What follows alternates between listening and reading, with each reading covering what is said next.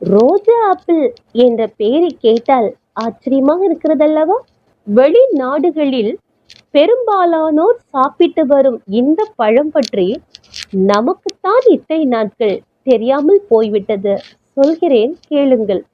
பழத்தில்தான் இது சிறியது, ஆனால் மருத்துவ பயன்களில் இது பெரியதாய் உள்ளது.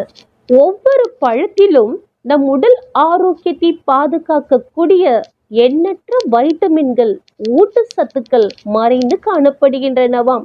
அவை என்னவென்றால் வைட்டமின் சி மற்றும் A, niacin, calcium, potassium, magnesium, phosphorus, புரதம் மற்றும் நார் சத்துக்களாம். இந்த ரோஜா ஆப்பிளின் சாறு மூளை மற்றும் கல்லீரல் பிரச்சனைகளுக்கு ஒரு தீர்வினை பெறுவதற்கு உதவுகின்றதாம்.